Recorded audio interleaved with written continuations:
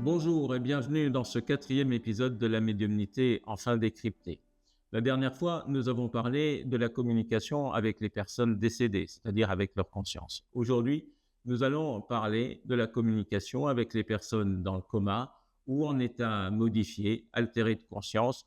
Je pense notamment aux personnes en phase terminale d'une maladie neurologique ou d'une maladie dégénérative telle Alzheimer.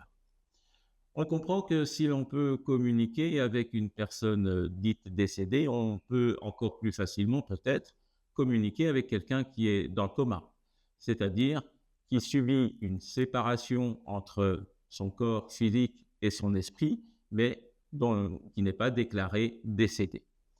Car en effet, si le corps physique est altéré gravement, au point parfois d'être dans un état irréversible, la conscience, elle, continue d'émettre des vibrations et donc des messages qui peuvent être captés.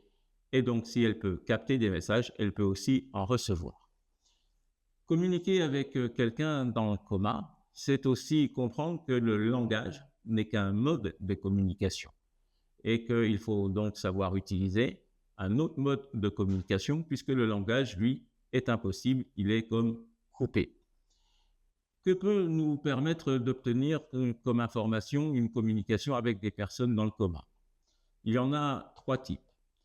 Tout d'abord, des informations de type physiologique. Par exemple, est-ce que la personne souffre? D'où elle souffre?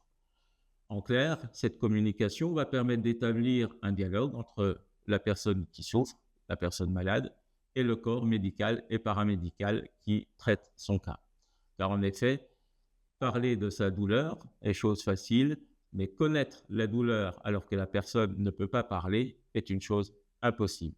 La communication médiumnique peut le permettre. Je dis bien peut le permettre. Deuxième sorte d'informations, elles sont tout aussi importantes que des informations à caractère physique.